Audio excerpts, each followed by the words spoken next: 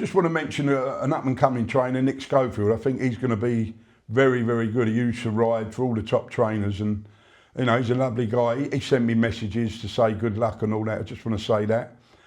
Getting back to my old mate Ian Cox, mate, he rode, he sent me this. He said he rode freight forwarder. His first winner was a 4-year-old. And every year until he was 12, he ended up winning 17 times on him. Rode for Oliver Reed. Now, Oliver Reed was going to kidnap you, Ian, wasn't he, mate? And if the coach was meant to go right, but it went left, and you thought, here we go. They stopped at a pub, and Oliver Reed was drinking up, and the little firm come up to him and said, listen, if I win, you buy me this. If you win, you buy me that. We'll have a game of darts, he said. So anyway, while they were playing darts, Ian said to the coach driver, listen, let me get you out of here. He went that way, took the coach home, and he got a bollocking off Arthur Pitt. And Ian, you're a top man, mate. You've been my support. We go to Chelsea together now and again. I know you're out in Tunbridge Wells, but you was a good jockey in your day, my friend. And the stories you've told me make me cry, mate. Make me absolutely cry. You're a top man. And you got plenty more where they came from. Oh, I've got loads. Listen, I've got about the blind date. How about this? I come out, it's 1980, so what am I, 57, 67, 77. So 1980, I've got a job in County Hill. Now, it's this woman, and all I had to do was tell people where to go. I was like a porter in County Hill. You didn't have to have checks then years ago, but now obviously because of all this terrorism, you have to have proper checks. So anyway, this woman comes up to me. She's lovely, and I've seen her about. She came to me up and she went, "Have you got a girlfriend?" I thought I cracked it here. I went, "No." But though she was a lot older, she was very attractive. She went, "I think my daughter will fancy you." Well, when I was young, people used to say I looked a bit like David Cassidy, and honestly, now I'm Hopalong Cassidy, but I look like David Cassidy. So anyway, I said, okay. So them days there was no mobile phones, so. I swore by Superform, and I thought, well, I'm going to meet her. So she rang my house, and I said, look, what I'll do is I'll meet you in Streatham. She came from the Elephant at 1 o'clock. Now, at that time, I've got time to go through my Superform. My mate told me he swore by it. So I've got Superform out. I've marked off these horses. Brilliant. Now, I've got 6 to back. I thought, I only get 1 or 2, sometimes none to back. I've got 6 to back. I thought, so what? She's coming at 1. Then I can go to the betting shop. I've got an hour then just to nip into the betting shop, put the bets on. Right, so there we go.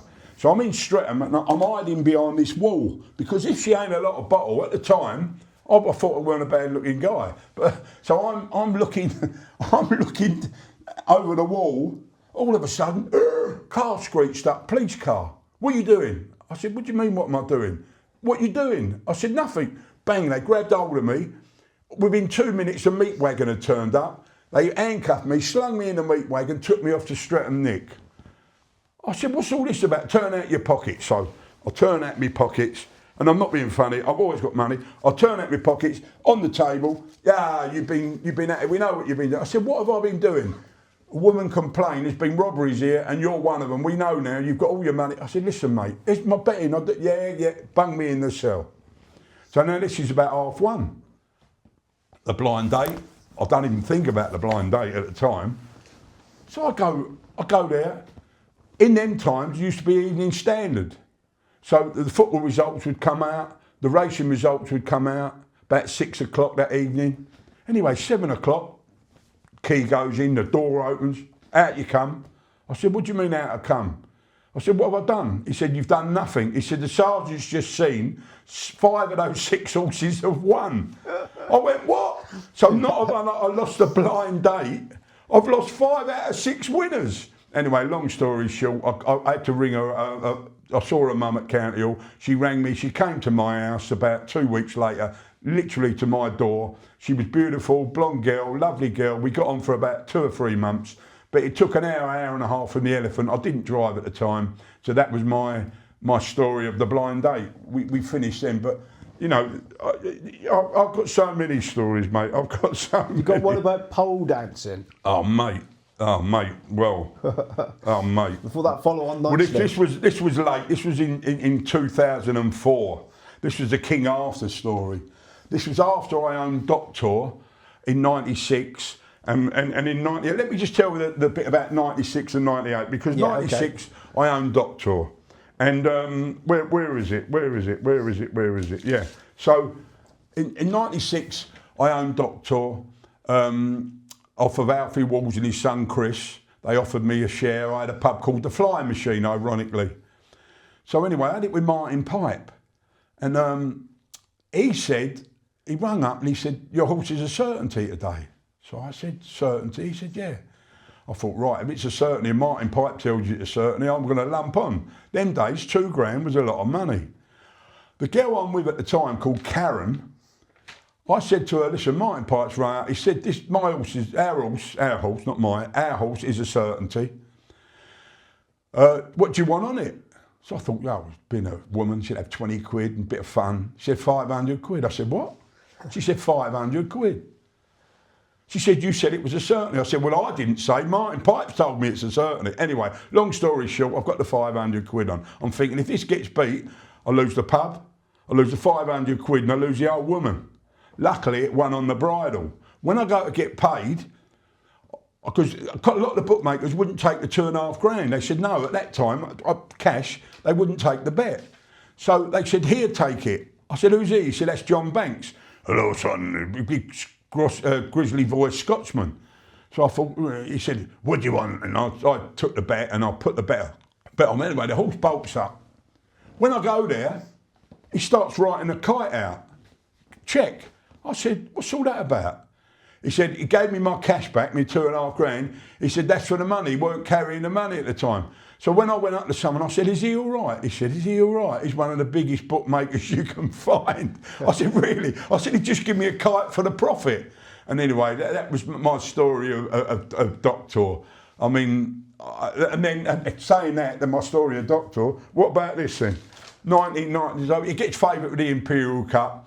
Pipe thought it'd win, thought we had a stone in hand, and then Son said, I think he's got a heart. Anyway, long story short, Carlito Briganti beat it, McCoy rode it, come there on the bridle, got touched off on the running. Carlito Briganti of Jamie Osborne never won another race. That's my luck. So, in the end, the horse had to get tubed. So I took it off of Alfie Walls and his son Chris. I said, look, I'm going to take it on. So it ran a few times, it didn't win. I said to Pipe, he said, it's too high in the handicap. I said, well, can you ring the handicap? He said, you ring him. Me, I don't care, I'll ring anyone. I rang the handicapper. I said, listen. Yeah, I said, listen, you're the handicap. Yeah. I said, my horse is trying every time. Will you drop it? He said, what do you mean? I said, will you drop it? I said, it can't win, I'm trying with it. It's got tubed. You're not allowed to run with a tube now. But then you could. So he went, we'll run it again. If it gets beat, I'll drop it. He dropped it £4, dropped it this. So I said to Martin, it's not enough, is it? He said, no. He said, the only way, he said, we're going claimers. So he found a claimer at Doncaster. So off we go to Doncaster. I then have £5,000 on it at 11 to 8. McCoy said, this will win. So you're listening to the greatest jockey of all time. He said, this will win. It bolted up at Doncaster. So I've got 10 grand. I've come back with a bag, 10 large. I'm feeling over the moon. I'm feeling. So I said to McCoy, what's the point now of me running? He said, listen, don't run in handicaps, run in claimers. You'll never ever get beat. Well, he used to be racing at Wolverhampton over the jumps. So I rang that Pipey. I said, is there a danger? He said, yes. He said, there's a danger of Paul Nicholls called Lansdowne. That's your only danger in the race. Now, McCoy's told me to never get beat in a claimer, but Pipes told me there's a danger. So I thought, I know what I'll do. I'll ring Paul Nicholls, tell him, if he runs it, I'm going to claim it. God, this backfired badly. So I phoned Paul Nicholls that night. I said, hello, Paul. He said, yes. I said, I see you've got a horse called Lansdowne running in the claimer at Wolverhampton tomorrow. Yes. I said, well, if it wins, I'm going to claim it. And if it doesn't win, I'm going to claim it. His words were, good, I want to get rid of it. I thought, oh, bloody hell, now what have I done? Okay, thank you very much. I'll see you tomorrow. Put the phone down. Now, I'm going to have a big bet on my horse because McCoy said it won't get beat. I cut my bet down. We beat Lansdowne 4.5 lengths. Distance back to the rest of them. Then you had to put the balls in a bag. I put my hand in a bag, pulled out a ball, someone claimed it. That was the end of Doctor. No more horses. So from 98 till I think it was, 2004, I never owned a horse. Now the story, this is a great story. We've got enough time. This is a lovely story. So it was about February 2004. I got a call from Dave Neverson, who works for the racing channel now. Good guy. I used to see him at Fontwell, Goodwood, and he said, do you want to come back into racing? I said, I do want to get a horse one day again, Dave, but I wasn't sure. And then he phoned me out of the blue and he said, I've got this horse called King After. Do you want a share of it? So I sent my mate down, give my mate 100 quid, said, do me a favour.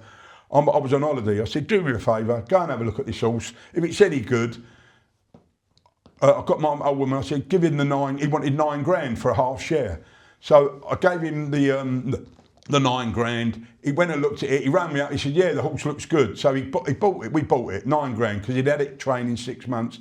John Best was an up and coming trainer, very good actually.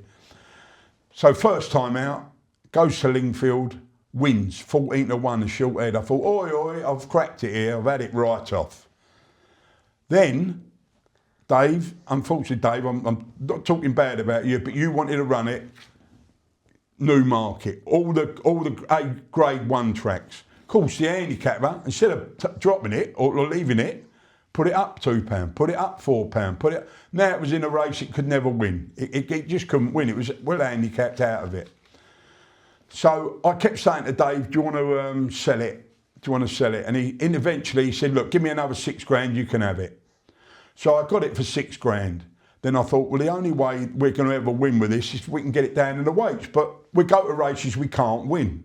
But not the grade 1 tracks, but go to races we can't win. Of course, I go to races I can't win, gets dropped. I go then to Yarmouth, Hayley Turner rode it. And I said to Hayley, after she finished, it ran on really well. After it finished, I said to her, could this win a seller? She said, Dave, this will win a seller running backwards. I thought, that's it, perfect. So Dave, so John Best said to me, what was all that about, running in a cellar? I said, listen, John, every jockey's got a punter. I don't care who you tell me. I've told her that. She won't think it's off until it runs in a cellar. Anyway, 2 weeks later, he calls me. Musselburgh, Monday, 0 to 55 or 60 handicap, 1.25 miles, Musselburgh. I thought, you're joking. He said it'll win. So there I go. Right, let's do this in style, I thought. I flew up there. I booked the Hilton. I took a mate with me who came from Edinburgh. And I paid for my mate as well. And I said, right, we're going to do this in style. There's only one chance. In the paper, it's 12-1 the night before, 14-1. I'm thinking, it can't be. It's impossible. You know, it's running a 0 to 60. It's got better form than that. Anyway. So we go out that night. He said, I used to play a bit of pool. I was a bit of I used to county player. I had trials for England. So we go in this pub, all the jocks there, winner stays on. We've got Mars bars down there, boat, give me and all. I'm playing the pool, and I said to him, I think we better get out of here. He said, yeah, I do. I said, I've won 6 games on the trot. He said, yeah, lose the next game. So I lose the next game, we go off to a pub. By the time we're looking round, and it's now 11, 12 o'clock at night, nowhere to get a drink. So I said to my mate who come from Edinburgh, I said, well, where can we go? He said, well, I know this little lap dancing club. I said, do you? He said, yeah, I do. So I said, okay, only for a drink, because I'm not into all that. I'm being honest, I'm not into all that. So I goes, all right, we walk in. Of course, EastEnders at the time, in 2004, was really big on the telly, the Cockneys, you know, like EastEnders and all. So I walk in there, I'm talking away at the bar with him and all that. This bird pole dancing. So she jumps off the stage and she says, all right, tries to put a Cockney accent on and all that. What are you doing down here? I said, listen, I'm down here because I've got horse running tomorrow and it's going to win. And when it wins, I'm coming in tomorrow night, going to buy everyone shampoo. She said, shampoo? I said, champagne. She went, oh yeah? I said, yeah, everybody in the bar. If it wins, I'm going to buy everyone in the bar. She went, blimey, goes to hotels, her mate goes back on and starts pole dancing. So we go out there. Anyway, the next morning, me and my pal, I said, listen, well, let's put a bit on in a few of the betting shops. It's 12-1. So we go small. But in the meantime, I've rung Dave Neverson. I said, can you get me on, Dave? He said, I can. He said, how much do you want? I said, £1,000 each way at 12s. So he's got me on. He trusted me. I didn't have to give him any money. He trusted because I had money at the time. Low, you know, not being funny. I had a few quid. I backed a few winners. So he said, I've got you on. You're on at 12s. So I said, right. So I said to my mate, we go all round Edinburgh. So we go in Edinburgh, 25 quid, tenner each way, 25 quid. This sort. Anyway, long story short, we go to the races, and the Hearts manager and the England, the Scottish manager were there. I can't remember what his name is. George Burley. I've told all him and all his players because he heard my accent. What are you doing here? I said, I've come to back my horse to win 100 grand. He said, 100 grand? I'm giving it the Cockney, you know, I'm giving it all the large. So I said, 100 grand? He said, yeah. I said, yeah. So he went, right. Anyway, it was in the last race of the day. So I went into the weighing room and I said to Ailey Turner, she was riding it, I think she was claiming 3 or 5 at the time. I said, today's a day. She said, what? I said, listen, if you've got any punters, this is 2 hours before, if you've got any punters, you can tell them today's a day, it'll win. But it's not a pet, it's a racehorse, so you treat it as a racehorse. So she said, oh, okay. Anyway, off she goes. I go out, we back it, me and my pal, in all the ring, 12 to 1, it goes down to 9s. I'm backing it here, backing it there. All my mates are phoning me up. I said, yes, it's off now, you can back it. Honestly, I had 30 phone calls off people. Oh, are you trying today? Yeah, go and back it. So long story short, in running, I was told it was trading at 60 to 1 on the bend at Musselburgh. Oi, won a length and a quarter. Oh, mate, I went berserk. I'm screaming and shouting and going berserk. I go up there. Not one of the Hearts players, not George Burley, none of them come and thank me. The grandstand went up, it was the biggest roar you've ever heard when it hit the front near the line. And I walked up, anyway, I went into I said, can you get Ailey Turner out of the changing room? Well, she looked like Bo Derrick at the time. She was a gorgeous little thing. She come out of there, not saying you're not nice now, Ailey, but then you were the pin-up girl. Anyway, she come out of the change room, I give her a monkey in Scottish £20 notes. And that's it. So off we go back to the hotel, I have a shower. I said to my mate, right, we go out, we go to a bar again, get drunk. He says, coming in. I said, yeah, let's go to that lap dancing club. My God, I've gone to the lap dancing club. I put my foot in the door, the same bird that was dancing on the pole dance jumped off the stage. How'd your horse get on? How'd your horse get on? I said, got beat. Pint of lager, mate. Have you seen the prices of the champagne up there? Anyway, that is basically the story. Brilliant. Dave, very best wishes, bud. You're a powerful man. I admire your strength. Keep smiling and keep coming racing.